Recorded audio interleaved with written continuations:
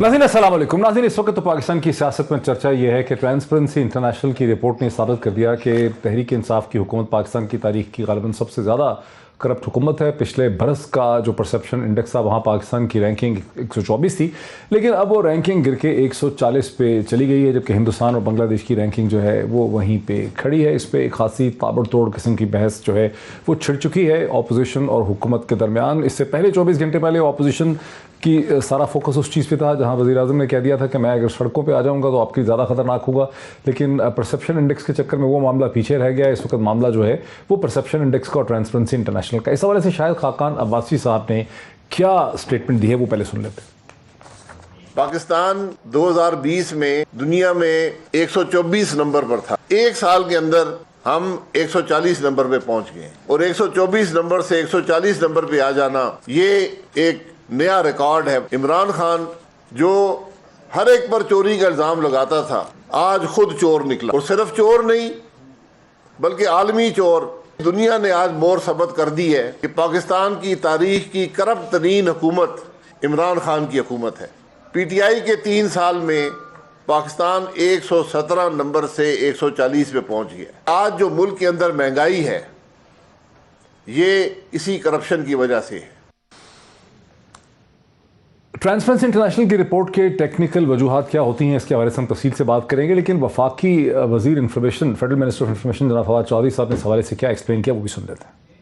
Country specific report जो है वो तो अभी पब्लिश नहीं हुई है। एक जस्ट स्कोर जो है वो बताया गया है। पाकिस्तान का स्कोर है वो फाइनेंशियल करप्शन की वजह से नहीं, रूल ऑफ लॉ और जो स्टेट कैप्चर है उसकी वजह से उन्होंने कहा है कि हमने आपका स्कोर जो है वो उसको जो है वो हमने नीचे किया है। तमाम इदारे हैं उन्होंने पाकिस्तान की रैंकिंग को बरकरार रखा है। सिर्फ इकोनॉमिस्ट इंटेलिजेंस यूनिट कंट्री जो है उन्होंने जो पाकिस्तान की रैंकिंग है उसको गिराया है। इकोनॉमिस्ट की जो रैंकिंग है ये मैं अपने साथी दोस्तों से कहूँगा ज़रा चेक कर लें कि ये पाकिस्तान में कौन हेड करता है, तो थोड़ा सा आपको पता चल जाएगा कि रूल ऑफ लॉ और उसके ऊपर जो है वो क्यों गिरा है। इंटरेस्टिंग है कि फवाद चौधरी साहब ने ज़ाती तौर पर नाम नहीं लिया बल्कि सहाफ़ियों को कहा कि ख़ुद से इन्वेस्टिगेट करें कि कौन सा सहाफ़ी है। अक्सर लोगों के जहन में एक बहुत ही सीनियर सहाफ़ी जिनका इकोनॉमिक्स इंटेलिजेंस यूनिट से ताल्लुक़ जो है वो रह चुका है, नाम हम भी उनका नहीं ले रहे। बात को आगे बढ़ाते हैं। नाज़रीन, मेरे साथ स्टूडियो में तशरीफ़ रखते हैं जनाब फ़ारूक हबीब साहब जो कि पाकिस्तान तहरीक इंसाफ के लीडर भी हैं, मिनिस्टर स्टेट हैं for information broadcasting. Very warm welcome to him.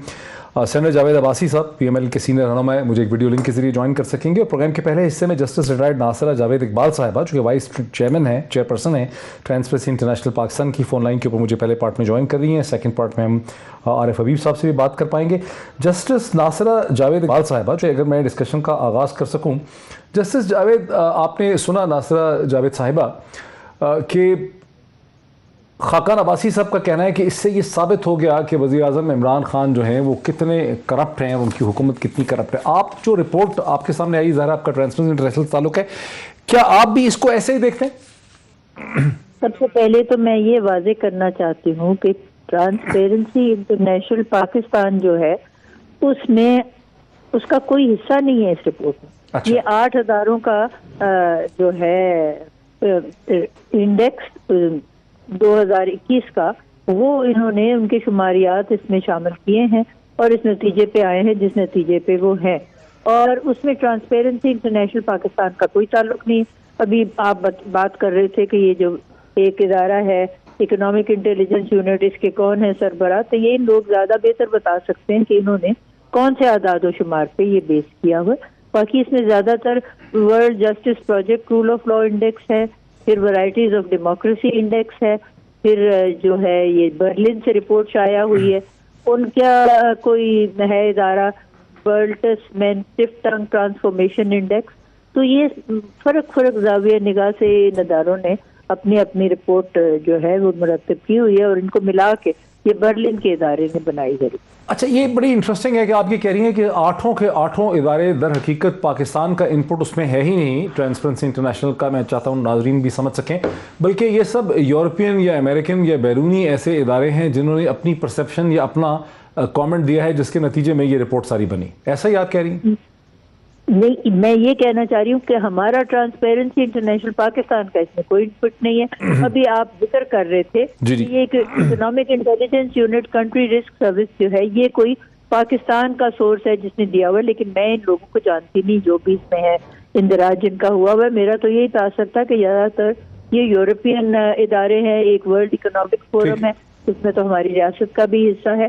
तो ये जो भी इदारे हैं, ट्रांसपेरेंसी इंटरनेशनल पाकिस्तान का इससे कोई ताल्लुक। ठीक हो गया, ये बात तो बड़ी अच्छी समझ आ गई। अच्छा, मैंने इसमें एक बड़ी इंटरेस्टिंग चीज़ देखी, मैं चाह रहा था थोड़ी आपसे इसकी मैं वजाहत समझ लूँ, कुछ हमारे नॉलेज में इजाफा हो जाए।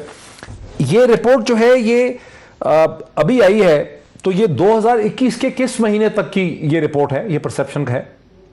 ये जो देखिए इदारों ने दिए हुए ना रिपोर्टें, इनकी अक्सर तो किसी की जून 2021 पे इख्तिताम हुआ है, किसी के सितंबर 2021 में हुआ है, फिर बहुत से हैं जिनके 2020 में है, फिर अप्रैल 2021 का है। तो यानी कि ये 2020-21 का जो वक्त है उसके बारे में ये रिपोर्ट है। अब वो मैं इसलिए थोड़ा सा मुझे परेशानी सी हो रही थी कि इसमें अक्सर वो ममालिक जो मगरब के खिलाफ समझे जाते हैं वो सारे रेटिंग बड़े नीचे हैं। सीरिया का 13 नंबर है, सोमालिया का 13 है, वेनेजुएला 14 है और अफगानिस्तान इसमें 16 नंबर पे था, क्योंकि अफगानिस्तान में इस वक्त जो हमें रिपोर्ट्स आ रही हैं अगस्त के बाद से कि वहाँ करप्शन तकरीबन ना होने के बराबर है, क्योंकि कस्टम्स की करप्शन सबसे ज़्यादा समझी जाती है। और ट्रकर्स हमें ये बता रहे हैं, जो ट्रेडर और ट्रकर है, कि कस्टम अफगानिस्तान में पैसे नहीं मांग रही है। इसलिए मैं ये सवाल आपसे पूछ रहा था। मेरे साथ रहिए, बहुत ही आपकी वेटी और बड़ी मुफीद प्रेजेंस है। जनाब फ़ारूक हबीब साहब, आपकी हुकूमत पे इल्ज़ाम लगा दिया ऑपोजिशन ने कि आप पाकिस्तान की तारीख की सबसे करप्ट आपकी हुकूमत जो है वो साबित हो गई है। वो ज़ाहिर है सारी इनका एक मसला ये है, इल्ज़ाम तो लग गया सर, सुन तो लेना। इनका एक मसला, प्रॉब्लम ये है कि ये हमेशा रिपोर्ट पढ़े बगैर, और ख़ास तौर पे जो रिपोर्ट अंग्रेज़ी में होती है, अच्छा, उसको पढ़े बगैर मिठाइयाँ खाते हैं। सुन तो लेना सर, मिठाइयाँ खाते हैं, ढोल बजाते हैं, भंगड़े डालते हैं, और फिर इन्हें पता चलता है कि उसमें से निकला कुछ नहीं। देखें, हमारी हुकूमत, क्यों कह रहे हैं आप? मैं क्यों कह रहा हूँ, मैं अब लॉजिकल बात करूँगा।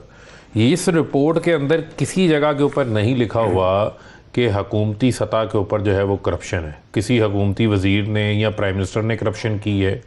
जबकि जो शख्स शाहिद हकान अब्बासी आज प्रेस कॉन्फ्रेंस कर रहा है, उसके ऊपर खुद जो है वो LNG का रेफरेंस दायर हुआ है, गो के ज़मानत के ऊपर हैं।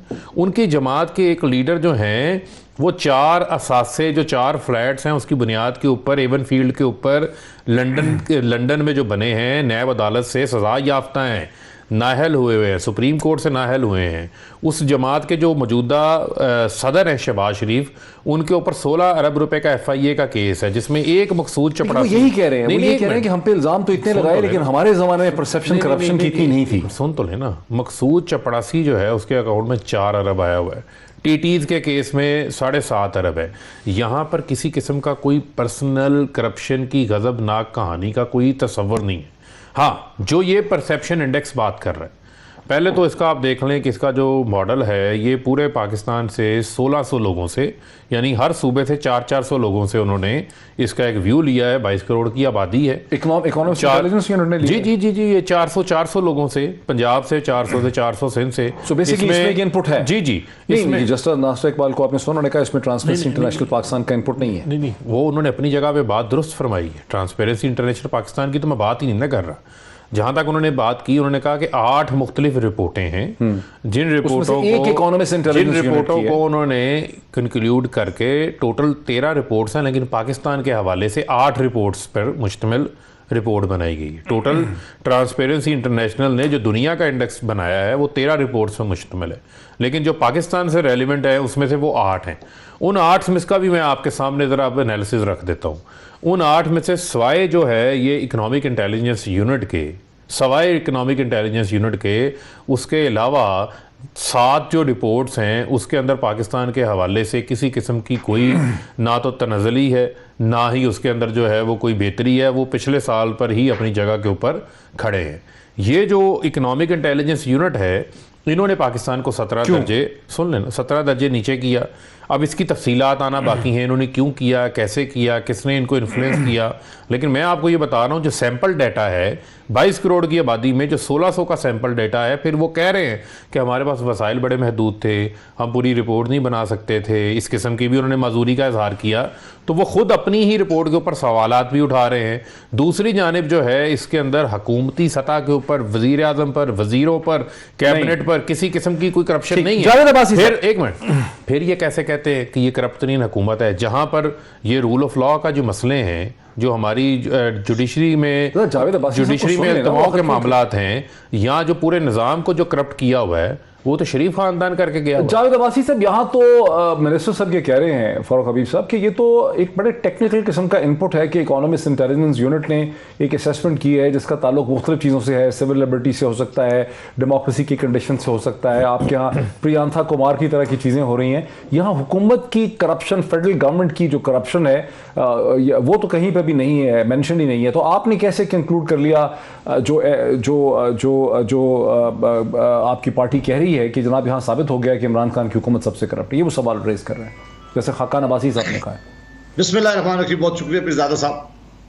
मुझे आज पहली दफ़ा लगा कि फारूक हबीब साहब एक बड़ा जानदार आदमी है, उनको जवाब देने में बड़ी तकलीफ दे वास महसूस कर रहे थे, और मैं समझ रहा था कि आज वो भी ये महसूस कर रहे हैं कि जो बयानिया था पीटीआई का, जो इमरान खान साहब का था, जो कहा था कि करप्शन को मैं ख़त्म करूंगा, मैं करप्शन को ख़त्म करने के लिए आया हूँ, और फिर इसके लिए लाजवाल वो बातें किया करते थे, आज इस रिपोर्ट के आने के बाद वो इनका बयानिया दफन हो गया है। वो इन्होंने बिल्कुल आज इन्होंने, मेरा ख्याल है कि ये सारे इस बात पर न सिर्फ आज अफसुर्दा है, शर्मिंदा भी होंगे कि हमने कितने बड़े वादे खान साहब ने किए थे, और आज असल मसला जो है वो कौम के सामने आ गया है।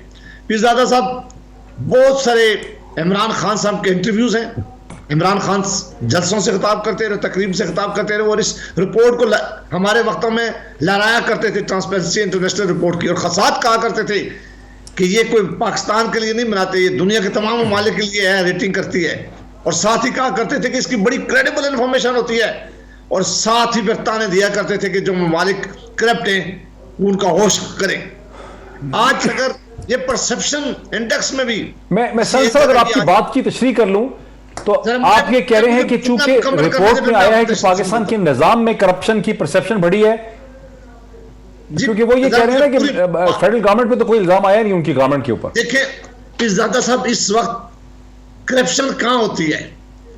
क्या ये जब हुकूमतें ही करप्शन होती हैं तो करप्शन बढ़ती है, हुकूमतें के अदारे जब पैसे ले रहे होते हैं तो करप्शन बढ़ती है, हुकूमत के अदारे ही जब ट्रांजैक्शन में इन्वॉल्व होते हैं तो करप्शन बढ़ती है। 5 रिपोर्टें यहाँ आपके पास पड़ी हुई हैं। सबसे पहले अरबों रुपयों का यहाँ घपला हुआ है, दवाइयों का मिनिस्टर हटाया गया और कमीशन बनाया गया। अरबों रुपया का घपला हुआ है यहाँ सरकारी तौर पर गंदम का, आप जानते हैं। खरबों रुपया का चीनी में और खरबों रुपया यहाँ पेट्रोलियम में लोगों ने पैसा पाकिस्तान से लूटा है, पाकिस्तान की आवाम की जेबों से पैसा लूटा है, गरीब आवाम का। वो रिपोर्टें आई हैं, वो सारे लोग कहाँ खड़े हैं? वो हुकूमत के साथ आज बैठे हुए हैं। और आप नहीं समझते कि पंजाब के अंदर DC, DCO, DC, SSP, commissioner, तमाम ट्रांसफर पोस्टिंग पैसों के ऊपर की जाती हैं। प्राइम वहां चीफ मिनिस्टर हाउस में सेल बनाया हुआ है जो सारी ट्रांसफर पोस्टिंग पैसों के साथ की जा रही है। यहाँ तारीख में ऐसी बड़ी करप्शन हमने नहीं देखी जो चीफ मिनिस्टर के दफ्तर में एक ऐसा सेल है। मैं आपकी बात जरा सही तरह से समझ लूं, आप कह रहे हैं कि चीफ मिनिस्टर पंजाब के दफ्तर में एक सेल है जहां पैसे लेके ट्रांसफर पोस्टिंग की जाती है डीसीओ की, तमाम अफसरों का। आप मेहरबानी करके आप ये सही सुना मैंने? बिल्कुल बिल्कुल, आप किसी सही अफसर से पूछें, मेरी बात अगर आपको ना हो, आप किसी ब्यूरोक्रेट से पंजाब के अंदर पूछ लें कि पंजाब के अंदर अब ट्रांसफर पोस्टिंग किस तरह होती है, अपनी मर्जी की सीट किस तरह ली जाती है, और किन लोगों से राब्ता किया जाता है, और वो लोग कौन कौन से हैं। मसला क्या है? मसला ये है कि जो मुझे सबसे बड़ा दुख हुआ है वो दुख ये था कि किसी भी जमहूरी मुल्क के लिए जरूरी है कि वहां अकाउंटेबिलिटी का प्रोसेस बड़ा स्ट्रांग हो। किसी भी जमहूरी मुल्क के लिए इन्होंने जो हमारा अकाउंटेबिलिटी का प्रोसेस नैब था उसको इतना बदनाम किया, उसको इतना सख्त इस्तेमाल किया, उनके केसेस गलत उनसे बनवाए गए, उनकी जो रेपुटेशन थी और उनकी वो और एक आखिरी जुमला, इमरान खान साहब ने पूरी दुनिया के लोगों को जा जाके बताया कि पाकिस्तान सबसे ज्यादा करप्ट मुल्क है, पाकिस्तान में सबसे ज्यादा करप्शन हो रही है। इस रिपोर्ट के आने के बाद अब जस्टिस नासरा साबित कर चूंकि दिया गया उन्होंने जाना था, कि मैं चेक कर लूं कि सबसे मेरे आगे पास चली गई है। अच्छा ठीक है, वो सर आपका बड़ा मैं आपके जो सवाल है इनका जवाब देंगे मेरे साहब। मैं सिर्फ जस्टिस नासरा से, क्योंकि वो पहले पार्ट में हमारे साथ है। जस्टिस नासरा, आपका चूंकि उम्र भर आपका ताल्लुक रहा पाकिस्तान के कानून के लीगल इंस्टीट्यूशंस के साथ और फिर अदलिया के साथ आपका ताल्लुक रहा, आप क्या समझती हैं कि गुज़िश्ता 3.5 बरस में क्या जुडिशरी में परसेप्शन जो है करप्शन की उसमें इजाफा हुआ है, उसी तरह से है या कमी हुई? देखिए 2002 में मैं तो रिटायर कर दी, तो अब इसको 20 साल हो गए। आजकल जुडिशरी में जो है हजरात, इनको मैं जानती नहीं, खातून तो अब मेरा ख्याल है यहाँ लाहौर हाई कोर्ट में एक ही रह गई हैं, आलिया नीलम, क्योंकि एक तो हमारी माशाल्लाह जो है कल से वो सुप्रीम कोर्ट में चली। वो तो खैर बहुत बड़ी डेवलपमेंट हुई है। अपना अंदाजा नहीं है कि तदबिया में कोई इस किस्म की जो है वो बेईमानी या कोई करप्शन का उनसर उस तरीका का हो सकता है, या है कि उनके ऊपर कोई असरअंदाज हो सकता है कि जी आप लोग इस तरीके से फैसला करिए या उस तरीके से फैसला किए। आज़ाद अदलिया है और वो दाद रसी के लिए है कि जो कोई ऐसी बदअनवानियां करे या गलत काम करे, मुकन्ना करे या इंतजामिया करे, तो लोग उनसे दाद रसी कर सकते हैं। और मैं समझती हूँ कि ही it's the least dangerous branch of government even today. ठीक है, बहुत शुक्रिया। जस्टिस नासरा जावेद एक्सप्लेन कर रही थी कि अदलिया के हवाले से कम उनके पास कोई ऐसी खबर नहीं है कि वहाँ पर इस किस्म की बदअनवानी या करप्शन हो रही है। ये सवाल मैंने इसलिए उठाया था क्योंकि इस किस्म की जब भी रिपोर्ट्स आती हैं उसमें रूल ऑफ लॉ और जस्टिस की बात की जाती है कि फ़लाँ मुल्क के बारे में परसेप्शन है कि वहाँ रूल ऑफ लॉ नहीं है, वहाँ इंसाफ नहीं हो रहा, वहाँ सिविल लिबर्टीज़ नहीं है, और इन चीज़ों का बहुत गहरा ताल्लुक जो है किसी मुल्क की अदलिया से होता है। एक ब्रेक लेते हैं और ब्रेक के बाद फ़ारूक हबीब साहब से जवाब लेते हैं, उसके बाद हमें आरिफ हबीब साहब ज्वाइन कर सकेंगे आफ्टर द ब्रेक, एक ब्रेक के बाद। Thank you. Welcome back. वक्फे से पहले justice Nasra Iqbal, justice retired Nasra Iqbal से हमारी डिस्कशन आपने देखी ट्रांसपेरेंसी इंटरनेशनल की रिपोर्ट के हवाले से, जहां ये क्लेम किया गया है कि पाकिस्तान जो है उसकी परसेप्शन जो है पहले अगर 124 पे थी तो अब 140 पे चली गई है। वो हवाले से हम बहस को जारी रखेंगे, लेकिन एक और भी इस पर मौजू हम इंट्रोड्यूस करते हैं। उस मौजू का ताल्लुक इस चीज़ से है कि हम ये सुन रहे हैं कि हुकूमत अब ये कह रही है कि उसकी जो रीअसेसमेंट या रीएडजस्टमेंट हुई है ग्रोथ रेट की, वो शो करती है कि पाकिस्तान की मईशत ने 2021 में 5.3% से ग्रो किया। अब से चंद घंटे पहले वज़ीर आज़म पाकिस्तान जनाब इमरान खान साहब हाउसिंग के हवाले से एक तकरीब से जब बात कर रहे थे तो एक बार फिर उन्होंने प्रोग्रेस की तरफ इशारा किया। वो सुनते हैं क्या कहा। वर्ल्ड बैंक ने कंफर्म किया कि पाकिस्तान की जो ग्रोथ रेट थी वो 5.07% थी। कोरोना के दौर में इस बहुत तेज़ी से, यानी इसका मतलब कि हमारी इकॉनमी आगे बढ़ रही है। जो 4 इंडिकेटर्स हैं वर्ल्ड बैंक में, उन चारों इंडिकेटर्स में पाकिस्तान में गुर्बत कम हुई है। हमने अपनी कंस्ट्रक्शन इंडस्ट्री को बंद नहीं होने दिया, और दूसरा हमने अपने देहात में पूरी मदद की अपने किसानों की। हमारी जो इंडस्ट्री है उसकी हमने पूरी मदद की। स्पोर्ट्स भी रिकॉर्ड हैं, रेमिटेंसेस हैं वो भी रिकॉर्ड हैं, हमारी टैक्स कलेक्शन रिकॉर्ड है। नाज़रीन, अभी आपने सुना पाकिस्तान के बहुत बड़े बिजनेस ग्रुप आरिफ हबीब ग्रुप के फाउंडर एंड चेयरमैन जनाब आरिफ हबीब साहब भी हमारे साथ फ़ोन लाइन के ऊपर हैं। आरिफ हबीब ग्रुप 10,000 से ज़्यादा उसके एम्प्लॉयज़ हैं पाकिस्तान में, बहुत बड़ा ये टैक्स स्पिनर है पाकिस्तान का। आरिफ हबीब साहब अस्सलाम वालेकुम। वालेकुम सलाम। आरिफ हबीब साहब, हुकूमत की दावा कर रही है वर्ल्ड बैंक को कोट करके कि 5.3% के करीब उसकी, या 5.03% के करीब इकनॉमिक ग्रोथ हुई है 2021 में, जबकि अपोजिशन और मीडिया में लोग ये सवाल उठाते हैं कि अगर पाकिस्तान की मईशत में इतनी तेज़ी से ग्रोथ हो रही है तो आवाम तक उसके बेनिफिट्स जो हैं वो क्यों नहीं पहुँच पा रहे हैं। इस पर आपका क्या पर्सपेक्टिव है? देखिए, ये ग्रोथ तो जो है, जो नंबर्स कोट हो रहे हैं वो बिलीवेबल हैं, क्योंकि पोस्ट कोविड जो है जो वी टाइप रिकवरी आई इकोनॉमी में और तमाम सेक्टर्स में, आपने देखा कि उनकी टॉप लाइन और बॉटम लाइन में जो है वो काफ़ी हमने बेहतरी देखी। तो उस लिहाज से आई थिंक ये तो कोई बहुत ज़्यादा जो है वो सरप्राइजिंग नहीं है।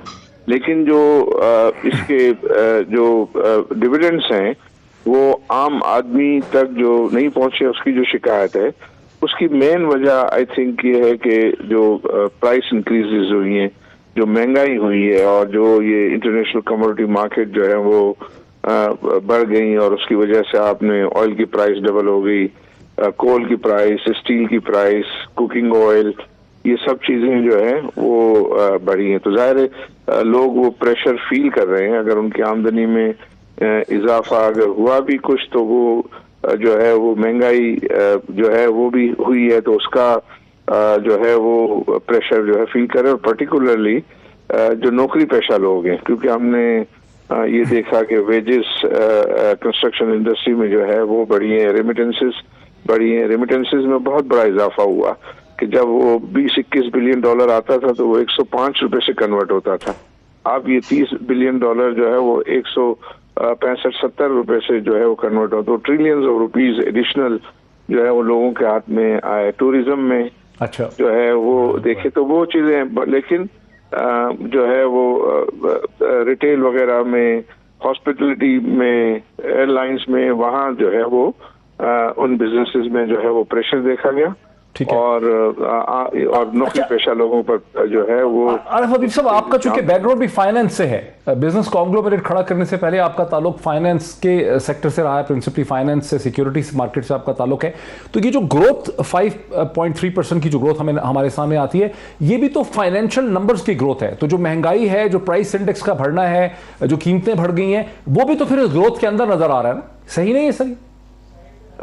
आई थिंक उसमें मेनली तो जो है वो वॉल्यूम जो है, अच्छा, उसकी ग्रोथ है, और उसमें जो है वो आई बिलीव कि प्राइस का जो है वो एलिमेंट जो है वो कुछ होगा, लेकिन ज्यादातर वो वॉल्यूम बेस्ड है। अच्छा, आप समझते हैं वॉल्यूम बेस्ड। अच्छा, मेरे साथ रहिए जनाब सेनेटर जावेद अब्बासी साहब। अब आप ज़ाहिर है कि एक्सपर्ट से सुन रहे हैं, जो नॉन पॉलिटिकल हैं, वो समझते हैं कि वाकई है जो ग्रोथ हुई है, और जहां बहुत से सेक्टर्स जो हैं आबादी के, उनको फ़ायदा पहुंचा। कुछ सेक्टर्स जैसे तनख्वाहदार तबका है, उसको उसके ऊपर शदीद प्रेशर भी है। आपके जहन में क्या सवाल पैदा होता है, चूंकि ज़ाहिर है मीडिया और अपोजिशन तो नहीं समझते कि ग्रोथ हो रही है?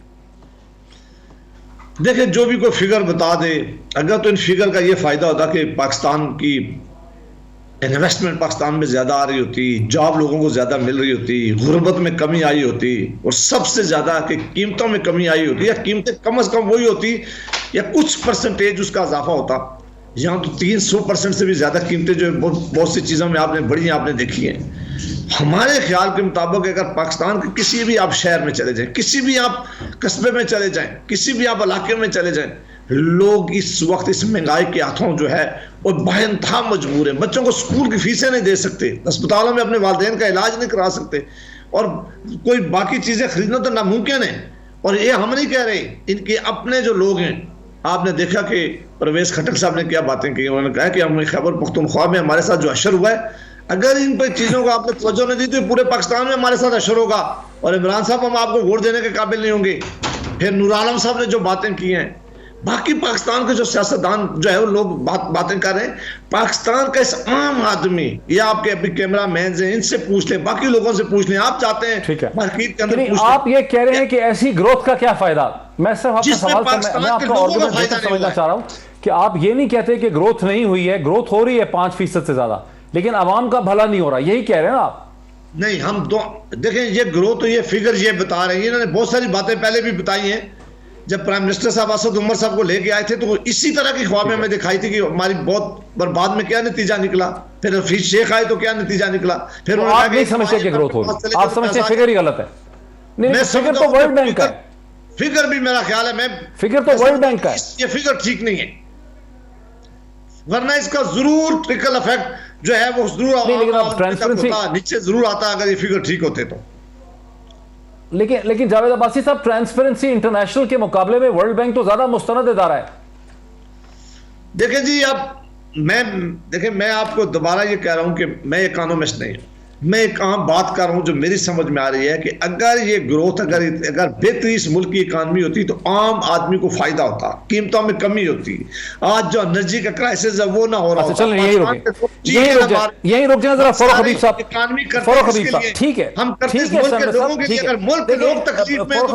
आप मिनिस्टर हैं, पीटीआई को रिप्रेजेंट करते हैं। सेनेटर साहब का, सेनेटर साहब रुके जरा, सेनेटर साहब देखें, सेनेटर साहब का ऑपोजिशन का पॉइंट ऑफ व्यू ये है कि अगर ये ग्रोथ जेन्युइन होती, वाकई हो रही होती, या इस ग्रोथ का क्या फायदा? मैं तो ये, जब आम आदमी का भला नहीं हो रहा, वो तो कह रहे हैं कि आपका पंजाब खैबर पख्तूनख्वा हर तरफ सफाया होने वाला है महंगाई की वजह से। देखें, मुझे 120 सेकंड चाहिए, यानी 2 मिनट आपके चाहिए अनएंटर। 2 ही ले लें, 2 मिनट ही लूंगा पूरे, आप स्टॉप वॉच आप लगा लें। देखें, बुनियादी तौर के ऊपर क्या मामला है? बुनियादी तौर के ऊपर मामला ये है कि कंपैरिजन ये होना चाहिए कि जहां पर हमें हुकूमत मिली, हमें 2018 में हुकूमत मिली, बैंक डिफ़ॉल्ट के ऊपर मिली, एक्सपोर्ट्स हमारी नीचे जा रही थी, टेक्सटाइल इंडस्ट्री को ताले पड़े हुए थे, फॉरेन रेमिटेंसेज 18 अरब डॉलर के ऊपर खड़ी थी, करंट अकाउंट डेफिसिट 20 अरब डॉलर के ऊपर खड़ा था और टैक्स कलेक्शन 3800 अरब पे खड़ी थी। आज 2022 में अल्हम्दुलिल्लाह आपकी तारीख की रिकॉर्ड हाईएस्ट एक्सपोर्ट्स पिछले साल अचीव की, 29% इस साल इजाफा हो चुका है। आपकी टैक्स कलेक्शन 3000 अरब रुपया हो चुकी है, इंशाल्लाह 6000 अरब का हम टारगेट जो है वो अचीव करने जा रहे हैं। आपकी जो एक्सपोर्ट्स हैं उसके अंदर हमारा जो है वो टेक्सटाइल एक्सपोर्ट्स में सिर्फ 29% इजाफा हुआ है, ओवरऑल एक्सपोर्ट्स में हमारे इजाफा हो रहा है। टैक्स रेवेन्यू हमारा 32% से बढ़ा है, लार्ज स्केल मैन्युफैक्चरिंग में इजाफा हो रहा है, रिकॉर्ड गाड़ियों की स्केल, रिकॉर्ड ट्रैक्टर्स की सेल, रिकॉर्ड जो है वो प्राइवेट सेक्टर ने क्रेडिट टेक ऑफ किया 1400 अरब रुपया। आम आदमी को क्यों फायदा नहीं? एक मिनट, आम आदमी को कैसे फायदा नहीं हुआ? कोविड जैसा चैलेंज आया था नून लीग को, आलमी सतह पर जो महंगाई कीमतें बढ़ी हैं, नहीं, उनको ये चैलेंज आया था, कोई दहशतगर्दी का चैलेंज नहीं था। कराची देखें, दहशतगर्दी के चैलेंज का आलमी सतह, घी की आलमी सतह की कीमतों से क्या ताल्लुक है, पेट्रोल की आलमी सतह से कीमतों से क्या ताल्लुक है? वो तो एक इंटरनल मामला था। लेकिन हमें $40 वाला तेल 85 पे हो गया, हमें जो $400 वाला खुर्दनी तेल $1300 के ऊपर हो गया। ये तमाम चीज़ें हम फेस कर रहे हैं। आज महंगाई अमेरिका में नहीं है, यूएस में नहीं है, आपकी यूके में नहीं है। ना सवाल का वो ये कह रहे हैं कि आपकी ग्रोथ का क्या फायदा अगर एक आम आदमी ये जवाब है, सुन लेना, ये जवाब है। आप ग्रोथ का फायदा, क्योंकि आलमी सतह पर महंगाई एक डायलेमा है। अब आ जाएं आप आम आदमी को ग्रोथ का क्या फायदा है? आम आदमी की जो कोरोना की वजह से जॉब्स जा सकती थी, तो जॉब्स नहीं गई, जॉब्स रीइंस्टेट हुई, नई जॉब्स में इजाफा हुआ और सिर्फ 1000 अरब रुपए के मंसूबे तो कंस्ट्रक्शन सेक्टर में अप्रूव हुए हैं। ये जो लोगों की नई फैक्ट्रियां लगती जा रही हैं, 12 अरब डॉलर की मशीनरी इंपोर्ट हुई है। जो टफ 450 अरब का दिया है हमने, वो सारी तो टेक्सटाइल इंडस्ट्री लग रही है उससे। वो टेक्सटाइल से आपकी 40% लेबर मुंसलिक है, नए रोजगार के मौके पैदा हो रहे हैं। हाँ, जहाँ तरक्की नहीं हो रही वो नून लीग के बैंक बैलेंस में तरक्की नहीं हो रही इनके लीडरान के अंदर, क्योंकि इनके पास इक़्तिदार नहीं है। इस वजह से इनको हर चीज बुरी लगती है। 2 मिनट मैंने पूरे 2 मिनट 5 सेकंड आपने ले लिए। आरिफ हबीब साहब, 2 सवाल आपसे। पहला सवाल ये है कि क्या नई जॉब्स क्रिएट हो रही हैं? क्या नई इन्वेस्टमेंट्स, जैसे कि जावेद अब्बासी साहब ने कहा कि इन्वेस्टमेंट नहीं आ रही, क्या इंटरनल डोमेस्टिक या रीजनल इन्वेस्टमेंट पाकिस्तान में हो रही है? और अगर नहीं हो रही तो क्यों नहीं हो रही? देखिए, मतलब ये है कि जॉब क्रिएट तो हो रही हैं, लेकिन वो एक्सपेक्टेशन से जो है वो कम है, क्योंकि लोगों की जो है वो एक्सपेक्टेशन काफी ज्यादा बढ़ाई गई थी। तो वो ज्यादा बढ़ाने की वजह से जो अभी जॉब हो रही है, तो उस पे ज़ाहिर लोग जो है वो इतना इत्मीनान का इजहार नहीं कर। देखिए, टेक्सटाइल में आपने बताया इतनी ज्यादा जो है वो एक्सपोर्ट हुई है, तो वहाँ हायर प्रोडक्शन हुई है, तो फिर जो है वो एक्सपोर्ट हुई है। इसी तरह हमारा जो टूरिज्म बढ़ा है, तो टूरिज्म में जो है लोग ही खपते हैं, और अगर हमारे कंस्ट्रक्शन जो है वो अगर बढ़ा है, तो उसमें भी लोग ही जो है वो खपते हैं, उनके वेजेस भी जो है वो बढ़े हैं। लेकिन वो जो है उसमें जरूर क्रिएट हुआ है जॉब क्रिएशन, लेकिन चूंकि जो है वो लोगों की एक्सपेक्टेशंस काफी ज्यादा थी, तो उस वजह से जो है तवक्कुआत के हिसाब से नौकरियां नहीं बढ़ी हैं। अच्छा, एक दूसरा सवाल यह है कि आपसे पहले हम ये डिस्कशन कर रहे थे, और जाहिर है आपको पता पूरा पाकिस्तान ये डिस्कशन कर रहा है कि पाकिस्तान की करप्शन की जो परसेप्शन है वो बढ़ गई है। अब आप एक बहुत बड़े ऐसे बिजनेसमैन हैं जिनका वास्ता डिस्ट्रिक्ट हुकूमत से भी पड़ता है, लोकल गवर्नमेंट से पड़ता है, एक्साइज टैक्सेशन से पड़ता है, कस्टम से पड़ता है, जुडिशरी से पड़ता है, फेडरल गवर्नमेंट से पड़ता है, हर स्टेज पे आपका पड़ता है। आपका क्या यानी परसेप्शन है कि 3.5 बरस में क्या पाकिस्तान में जो रुकावट आपके रास्ता पे आती है करप्शन की, वो उसी तरह की है जैसे पहले थी, उसमें इजाफा हो गया है, उसमें कमी हो गई है? क्या है आपकी परसेप्शन? आई थिंक नीचे लेवल पे तो जो है वो इजाफा हो गया है। अच्छा। करप्शन में, और जो है वो मुश्किलात और ज्यादा जो है वो बढ़ गई हैं, तो वहाँ जो है वो बहुत ज्यादा जो है वो करेक्टिव मेजर्स की जो है वो जरूरत है, और उससे जरा जो है मायूसी फैल रही।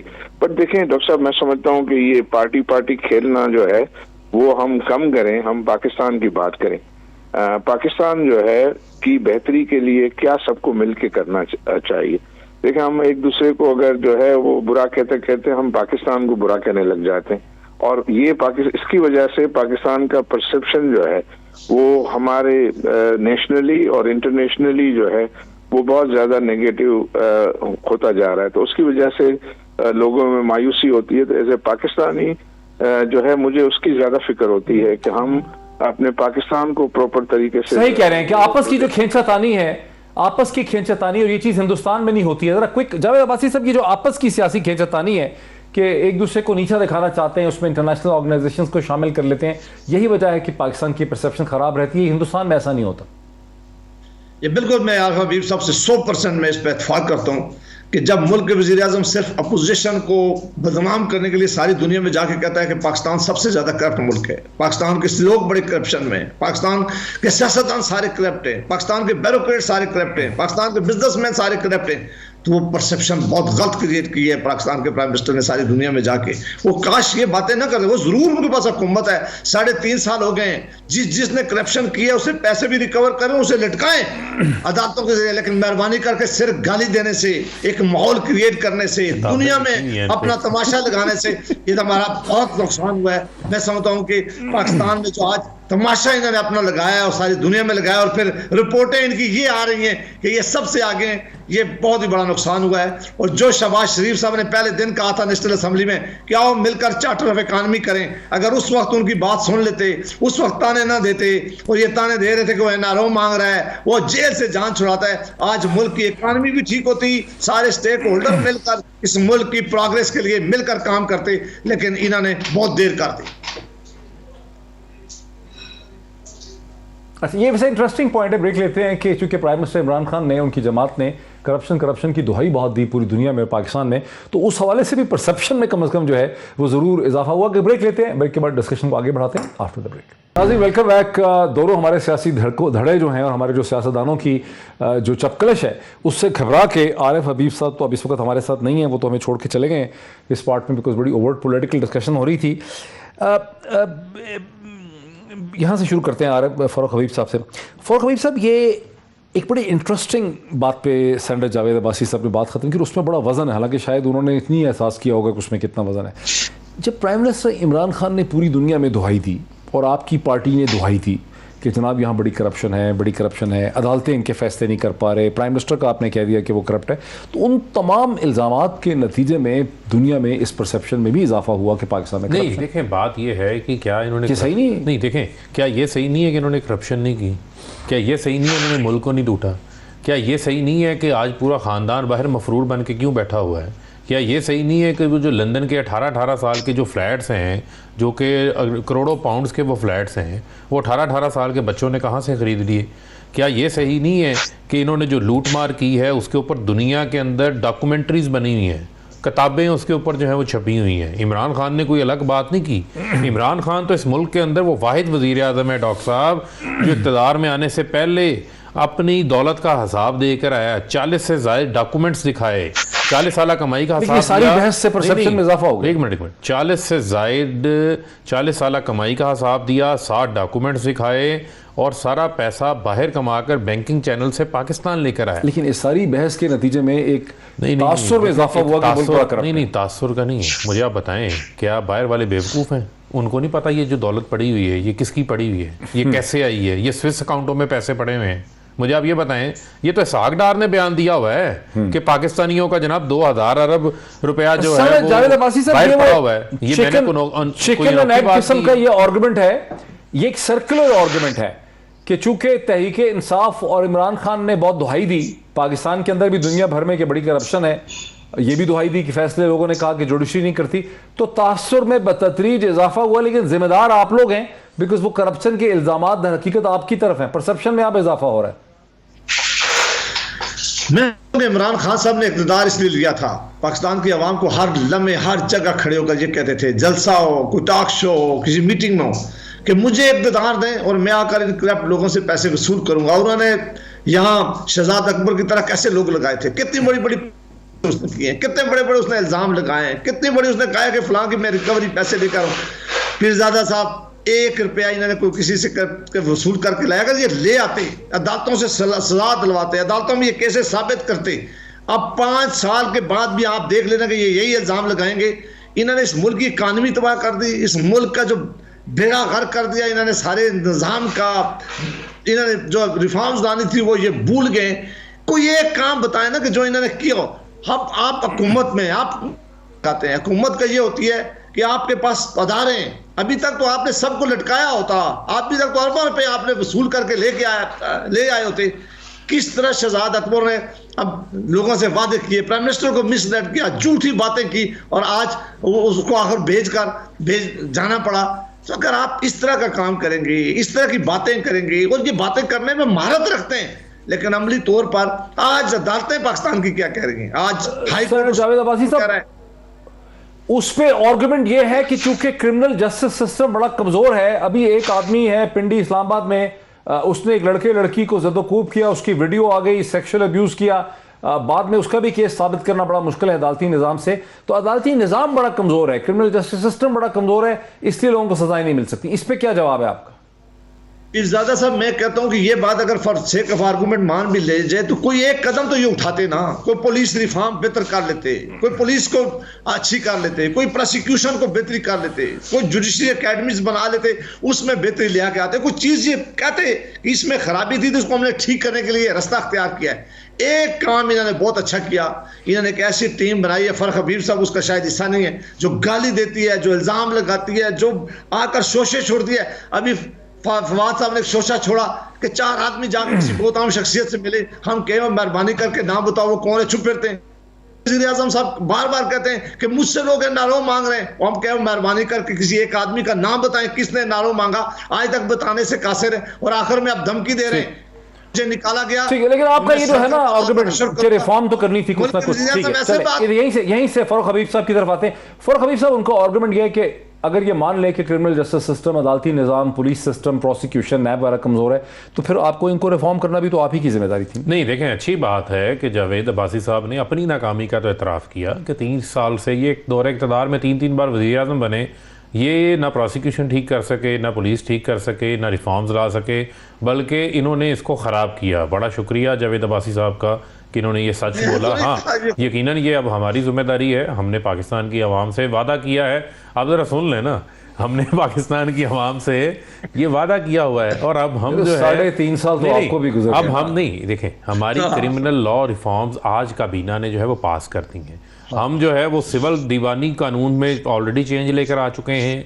इन्होंने हमारे साथ एक लम्हा ताउन नहीं किया। ये जो 9 महीने की लिमिट लगाई है आपने कोर्ट ऑफ फर्स्ट इंस्टेंस के ऊपर, अपना ये फैसला करेगी 9 महीने में, से कैसे इंप्लीमेंट करवाएंगे आप? देखें, वो इधर तो 9 महीने में कोई फैसला हुआ ही नहीं, इंप्लीमेंट हो जाएंगे। अब इनके पास आगे एक टेस्ट केस आ रहा है। ये जो आज काबीना ने क्रिमिनल लॉ रिफॉर्म्स अप्रूव की हैं, ये अब पार्लियामेंट के अंदर आ रहा है। अच्छा। और उस पर पता चल जाएगा कि ये ऑपोजिशन उस पर कितना हमारा साथ देती है या नहीं देती। अच्छा। ये इन्होंने आज तक सवाए अदम एतमाद, इस्तीफों, ब्लैकमेलिंग, NRO के हथकंडों के अलावा किसी रिफॉर्म में हुकूमत का साथ नहीं दिया इन्होंने।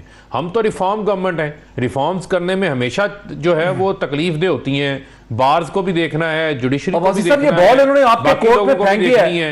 अब आप करें ना हमारे, तो ये इन्होंने आपको फंसा दिया है। ये जो क्रिमिनल रिफॉर्म पॉलिसी आई है कैबिनेट ने, जिसको अप्रूव किया है, अब ये पार्लियामेंट में आएगी, इसको PMLN सपोर्ट करेगी, जिसमें यह है कि हर केस का पहली अदालत से जो सेशन कोर्ट होता है वहां से 9 महीने में उसका फैसला होना चाहिए, कोर्ट ऑफ फर्स्ट इंस्टेंस।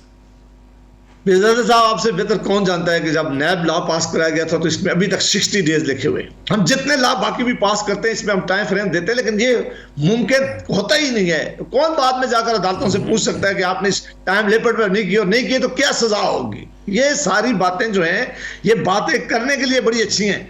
और मैं इन्होंने एक सिंपल लॉ आप देख लेंगे, जो इनको आप खुद सूट करते हैं, ऑर्डिनेंस लेके आके उन्होंने काम किया। ये आप ये कह रहे हैं कि फिर इन अदर वर्ड्स आप ये कह रहे हैं सेनेटर साहब के रिफॉर्म मुमकिन ही नहीं है। जब आप ये कहते हैं कौन करवाएगा अदालतों से, आखिर बाकी दुनिया में तो है ना कि जब केस शुरू होता है तो फिर खत्म होता है, मर्डर का फॉर इंस्टेंस जो है।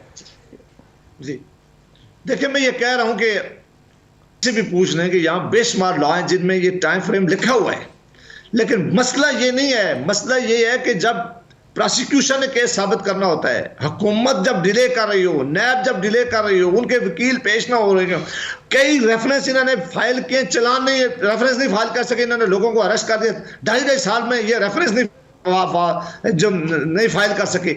ये मामला कैपेसिटी का है, ये अदारों की का है। उन अदारों को तो ये ठीक कर नहीं रही, प्रोसिक्यूशन को ठीक नहीं कर रही। ये लिखने में जो मर्जी है लिख लें, असल जो काम करने वाला था उसमें ये बुरी तरह फेल हो गया। लेकिन ये डिफरेंट सही है। आपकी दलील में बड़ा वजन है, लेकिन असल सवाल वहीं रह गया कि जब ये पार्लियामेंट के सामने आएगी इनकी क्रिमिनल पॉलिसी, रिफॉर्म पॉलिसी, इसको सपोर्ट करेंगे आप? देखिए, अगर पाकिस्तान के हक में बेहतर हुआ हर सूरत सपोर्ट करेंगे। अगर पाकिस्तान के लोगों के लिए बेहतर हुआ बिल्कुल उसके लिए सपोर्ट करेंगे। और कई ऐसे लॉ हैं जिनको सपोर्ट किया गया, लेकिन वो बाद में जब आएगा वो ब्लूप्रिंट सामने आएगा, देखेंगे। लेकिन अगर स्टेट बैंक की तरह आया है तो फिर उसको कौन सपोर्ट करेगा? अगर पाकिस्तान की सॉवरेनिटी ये सरेंडर करे तो उसको तो सपोर्ट नहीं किया जा सकता। पाकिस्तान की बेहतरी के लिए आए, निजाम की बेहतरी के लिए आए, बिल्कुल क्यों नहीं, ये होना चाहिए और इसमें हम सब की जरूरत है। अच्छा, पहली बात, इसमें क्या कोई ऐसी भी चीज़ है जिससे पाकिस्तान की सॉवरेनिटी को खतरा हो सकता है? आपकी जो नई क्रिमिनल लॉ पॉलिसी है, कैसे सॉवरेनिटी को खतरा हो सकता है? इसमें कोई ऐसी इंटरनेशनल कंपल्शन तो नहीं है? नहीं, पाकिस्तानियों को बाहर हवाले करना वगैरह ऐसा तो नहीं, ऐसी कुछ नहीं। देखें, पाकिस्तान के अंदर जो है वो, देखें, वो तरीकाकार होता है कंट्री टू कंट्री, आपके बायलैटरल एग्रीमेंट्स के हैं, दोनों तरफा ऐसी चीज़ें होती हैं। ऐसी चीज़ें नहीं, ये तो सिंपली पाकिस्तान के हवाले से है। इसमें यह है, ज़ाहिर बात है कि शरीफ ख़ानदान के लिए ख़तरे का घंटा इस वजह से है कि ये बेजा इल्तवाएँ ले लेते हैं, इल्तवाएँ लेके तारीखों के पीछे छुपते हैं, 3-3, 4-4 साल केसेस का फैसला नहीं होने देते। अब जो है कोई जाली गवाह नहीं लेकर आ सकता, कोई उसके खिलाफ भी कार्रवाई होगी। इस हवाले से केसेस का फैसला स्पीडी ट्रायल होगा, और ये स्पीडी ट्रायल को मेक श्योर करने के लिए पूरा मैकेनिज्म लाया जा रहा है। इस वजह से मैं जावेद अब्बासी कह रहे हैं हम सपोर्ट कर सकते हैं, इस वजह से मैं जावेद अब्बासी साहब को कह रहा हूँ कि इसके ऊपर आपको सपोर्ट करना पड़ेगा। उन्होंने कहा करेंगे कि नेशनल इंटरेस्ट, अगर आप नहीं करेंगे तो फिर आप जो है वो क्विक रिस्पांस दीवार की दूसरी जानिब खड़े होंगे और फिर आपको कभी माफ नहीं करेंगे। 30-40 सेकंड रह गए हैं, जल्दी से बात मुकम्मल कर लें। तारीख में सबसे ज्यादा जिस केस में तारीखें ली गई हैं, जिसको इल्तवा में डाल वकील चेंज किया गया है, जिसमें अदालतों पर अदम एतमाद किया गया, वो फॉरेन फंडिंग केस था।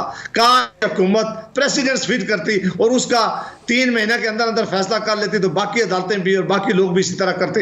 लेकिन जब हुकूमत का अपना केस होता है तो ये रवैया हो तो फिर कहाँ इंसाफ हो सकता है? इंटरेस्टिंग पॉइंट पे जावेद अब्बासी साहब ने अपनी दलील जो है उसका अख्ताम किया। वक्त इतना ही, बहुत शुक्रिया जावेद अब्बासी साहब का भी, जनाब फ़ारूक हबीब साहब का भी, आरिफ हबीब साहब का, जस्टिस नासरा इकबाल साहिबा का। आज इतना ही, फिर आपसे मुलाकात होती है। बहुत शुक्रिया।